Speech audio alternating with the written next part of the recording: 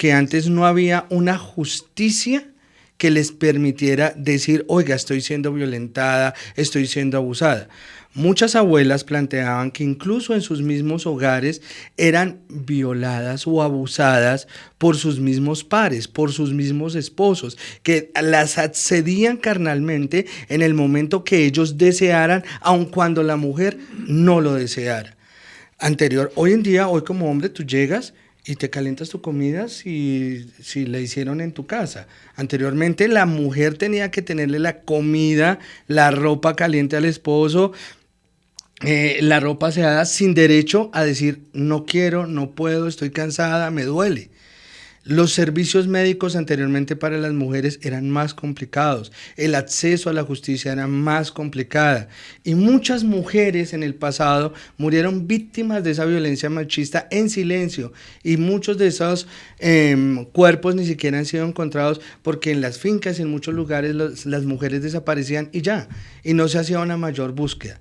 Entonces lo que hay que rescatar es que hoy en día por lo menos la mujer tiene una voz, un voto y puede decir, oiga, no más, ya es justo de que la violencia contra nosotros cese.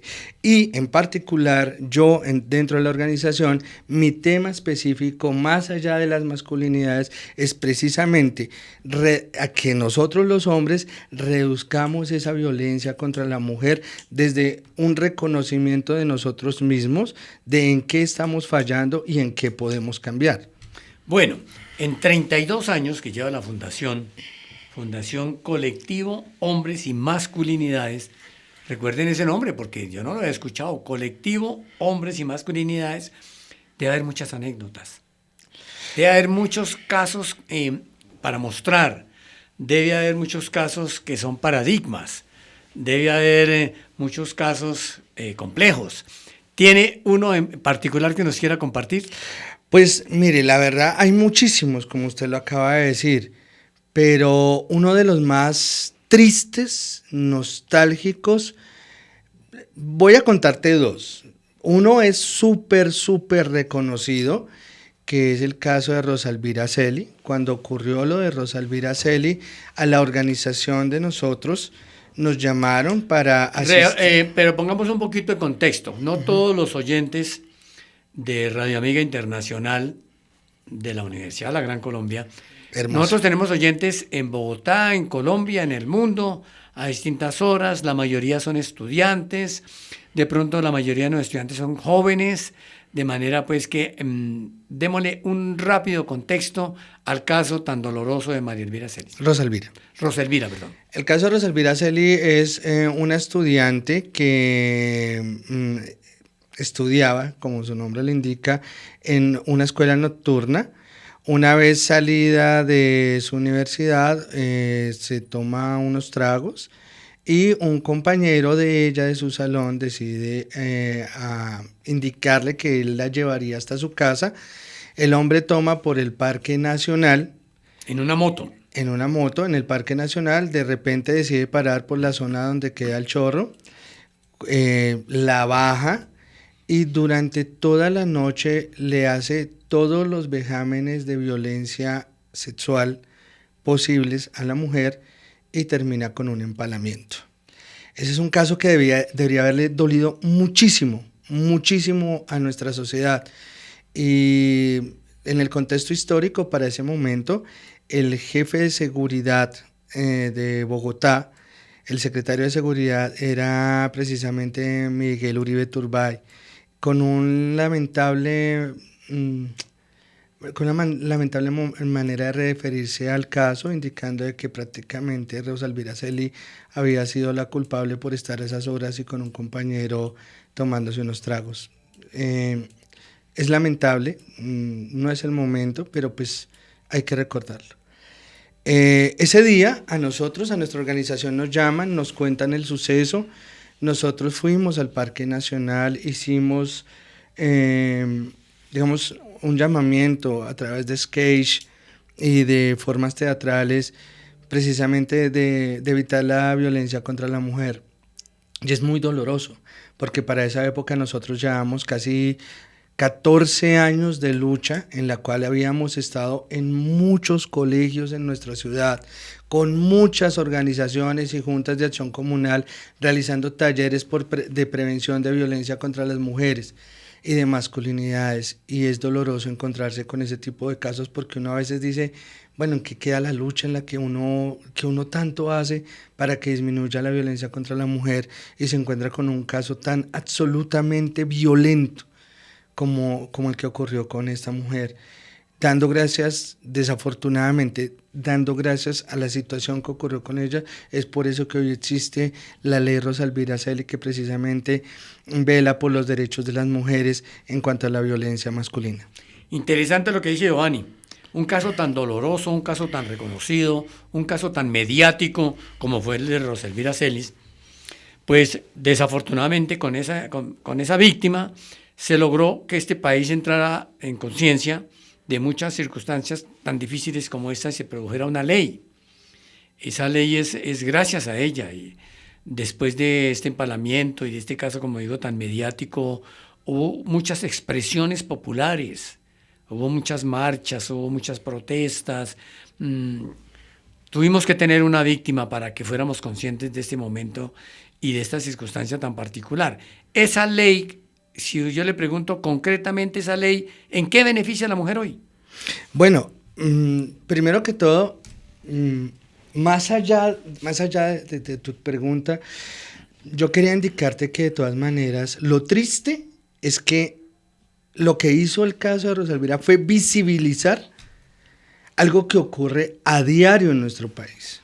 O sea, la violencia contra la mujer no es de ese día o de momentos. Lastimosamente, el periodismo en nuestro país no se fija en lo que ocurre a diario en nuestro país. Y a veces por el amarillismo de las noticias, por fijarnos en que explotó una bomba, que sí, claramente hay que hablarlo, pero también hay que hablar de la violencia que ocurre a diario en nuestra sociedad. Mira, no es justo que haya niñas que sean violadas a diario en nuestro país, que aparezcan cadáveres de mujeres en costales en nuestro país, que vengan extranjeros a nuestro país a violar y abusar a nuestras niñas en Medellín, en Cartagena, en Barranquilla, que aparezcan mujeres descuartizadas y que si tú te vas todos los días a cualquier medicina legal de cualquier ciudad de nuestro país, vas a encontrar casos como este y peores. Mira, Giovanni ha tocado un punto muy delicado, es el de los medios de comunicación. Giovanni ha hecho una crítica y ahí sí tengo que entrar a intervenir. Claro. Si no hubiera sido por los medios de comunicación, el caso de Rosa Elvira Celis no hubiera pasado nada. No, espérate, ya te pongo en contexto. Gracias a los medios de comunicación es que la violencia contra la mujer ha hecho que el país, y no solamente en Colombia, en el mundo, haya conciencia, se hubiera producido una ley, se hubiera visibilizado las víctimas. Rosa Elvira Celis fue visibilizado fue por los medios, no por el gobierno distrital, ni por las entidades privadas, ni por las ONGs que protestaron, no. Eso se hizo visible y la sociedad lo sintió y lo vibró por los medios de comunicación. Así como, por ejemplo, está el caso reciente, una niña con síndrome de Down en Cota. Está como un caso en Chía, está como el caso de la médica desaparecida en Cartagena. Y me haría extensivo, porque los tengo de memoria, me gastaría el tiempo del programa para designar cada uno y detallar cada uno de esos casos que han logrado hacer que la sociedad lo sienta por los medios de comunicación. Si no hubiera habido medios de comunicación, como pasaba hace un tiempo, donde los medios de comunicación sí realmente, pues no pasaba nada. Y pasaban violaciones, atropellos, y escasamente con el voz a voz se sabía. Pero hoy, gracias a Dios, contamos con unos medios masivos y también las redes sociales, ¿no? Y también todas las expresiones del periodismo y la comunicación han hecho y han tenido una parte activa, definitiva, en que la sociedad sea consciente de esta circunstancia particular y que los gobiernos, las empresas y las personas puedan tomar el asunto con seriedad y hacer sobre todo prevención. Sí, lo entiendo y realmente reconozco que los medios de comunicación han visibilizado gran parte de esas violencias. Pero como te digo, en unas charlas hablábamos con la gente y decíamos, lo peor que le puede pasar a un delincuente en nuestro país es que cuando comete su delito, ese día no haya muchas noticias. Porque ese día se enfoca la noticia en el acto violento o en el acto delincuencial que hizo esa persona. Entonces, cuando no tenemos muchas noticias, claramente se aborda y se le hace un gran ampliaje a la noticia de ese suceso. Pero como te digo, las violencias en nuestro país no son de un día, no son de un momento, son de todos los días. Y si quisiéramos abordar el problema es que tendríamos que hacer todos los días esa visibilización de esas violencias contra las mujeres. Porque como te digo, lo que alcanzamos a ver por los medios de comunicación no es ni el 1% de lo que pasa en este país. Y lo más triste, lo más triste es encontrar niñas abusadas que además tienen rastros de cigarrillos quemándole sus partes íntimas, donde sus mismas tías, abuelas, son partícipes de esa situación. Es triste ver cómo en Medellín las mismas mamás llevan a sus hijas para que sean abusadas y prostituidas. Abusadas y prostituidas por extranjeros y por connacionales que viajan a ese país exclusivamente ¿Eso por cómo se ha sabido? Turismo. A través de los medios de comunicación. No, claro, es que vuelvo y te digo. No, claro, yo te digo. De otra manera, no sé, ni me lo estaría contando, Giovanni. Es que, claro, pero entonces, si estuviera tan visibilizado, pues seguramente hubiera disminuido. Y lo que vemos es que no disminuye. No, es que lo que pasa es que se transforma. Giovanni, la disminución no depende de que lo publiquen los medios. La disminución depende de políticas de Estado, y de participación ciudadana. El medio de comunicación cuenta y ese es su oficio. El medio de comunicación no tiene la solución. Concientiza a que haya políticas estatales y concientiza a que la ciudadanía también tome acción. Claro, pero es que fíjate lo que pasa en esta sociedad. Y yo claramente tengo un origen, una orientación de tipo social, pero es triste ver que pasaron los años y muchos de nosotros, de las organizaciones, hablábamos de que tuviéramos un ministerio de la igualdad, un ministerio de la mujer. Y es triste ver cómo llega este ministerio y no pasó nada. Y siguió la violencia contra la mujer. Y siguió pasando las mismas situaciones. Y la vaina de trabajar género también con hombres para que el tigre no siga siendo tan tigre y para que la cebra no siga dejándose cazar por el tigre. Pues no hicieron nada. Y vuelvo y te digo, para mí, y te apoyo completamente en tu idea, claramente hay falta de políticas estatales y políticas fuertes. Porque es que a veces se entiende, ponía yo un ejemplo, me agrada mucho Pirri, ¿sí conoce a Pirri? Pirri la rota el de RCN. Pirri decía que en este país, para que cambien las cosas, ¿sí? Él decía, hay que hacer la revolución de las cosas pequeñas. Entonces, revolución de las cosas pequeñas es tratar de hacer cambios pequeños, por lo menos en nuestras familias, en nuestros hogares. Y revolucionarse es no agredir a tu esposa, es no violentar a tu mujer, es respetar tus derechos, es respetar los de tus hijas, es hacerlos valer. Entender que como hombre, que si yo voy a formar un hogar y una familia, soy responsable de esos hijos hasta el día en que yo me muera. Porque yo los traje al mundo y yo no los puedo abandonar.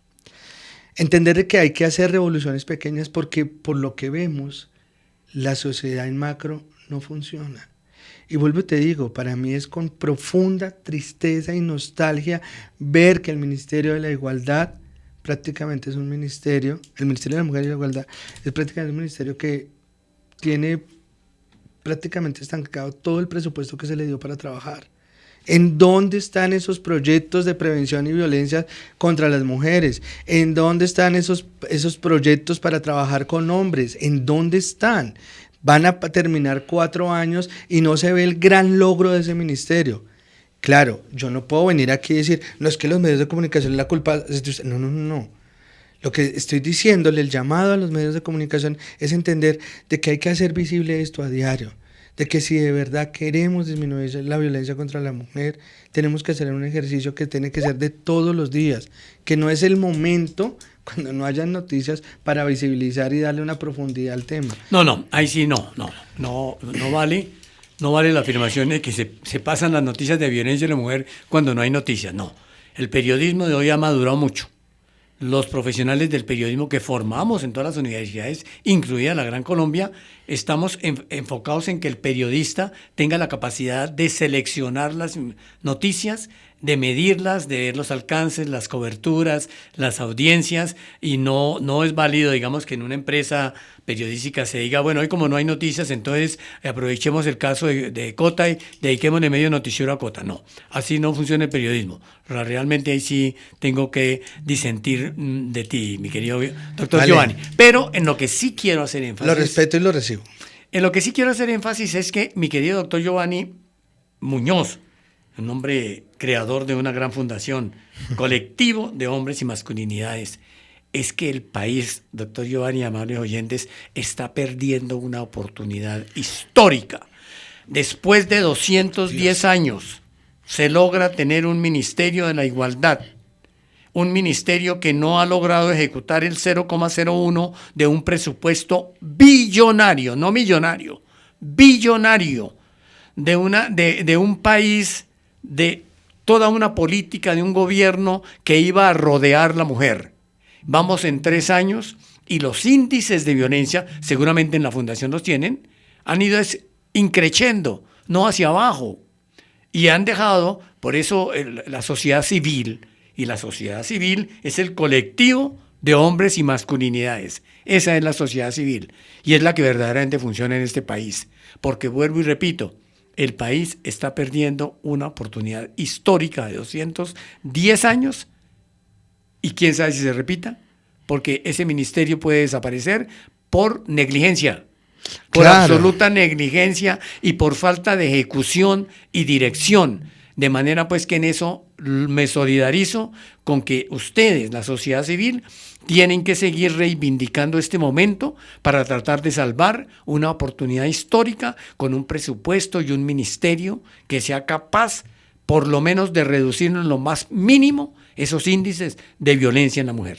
Claro, ahora vuelvo y te digo, el machismo también se transforma.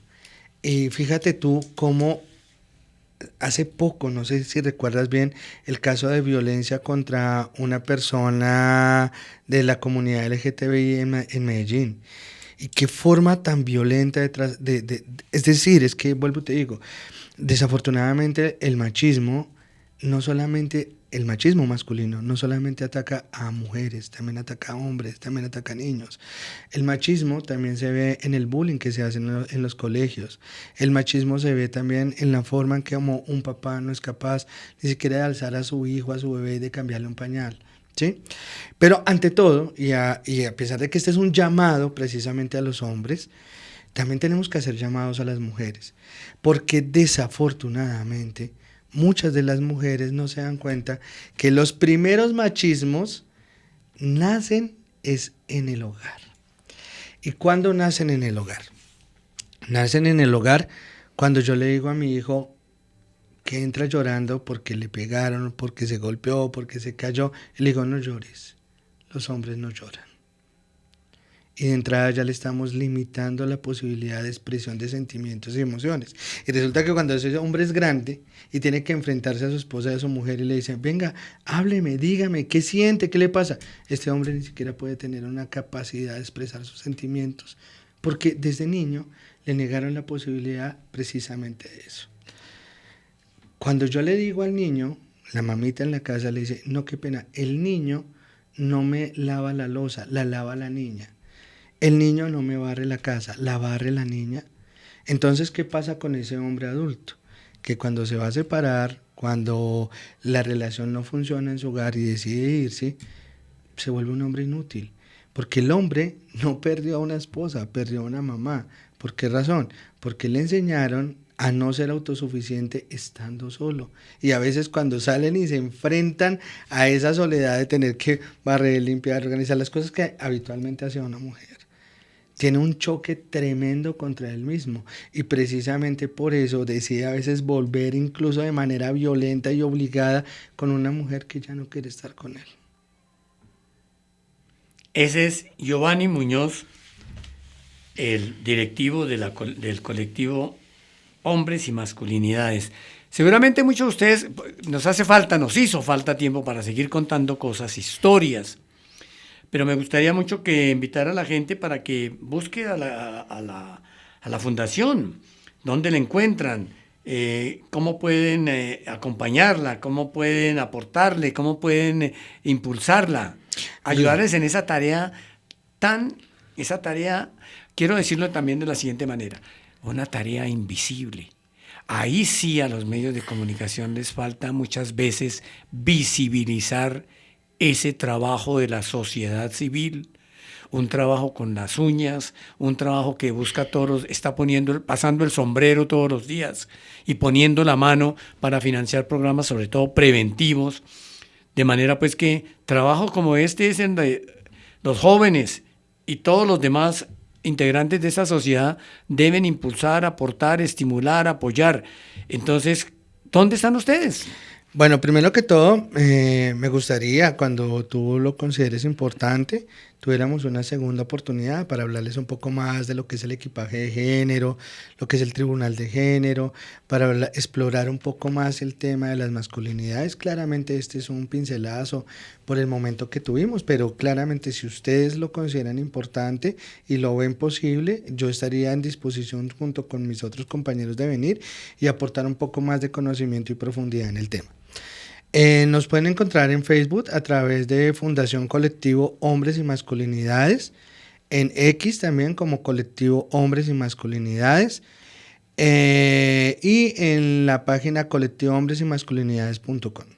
Bueno, ese es el trabajo de un colombiano que se llama Giovanni Muñoz, un colombiano que junto a otros compañeros están haciendo una tarea que yo considero invisible, pero una tarea de gran alcance y de gran aliento para seguir esta lucha en beneficio de la mujer, esta lucha, y de los hombres, por supuesto, porque el colectivo es de hombres y masculinidades. Claro que sí. Es la violencia contra hombres y mujeres, es la violencia de ese tigre y de esa cebra, porque tanto el tigre como la cebra son violentos. Y la tarea es buscar que por lo menos esos índices bajen, sino que se acabe, por lo menos que bajen.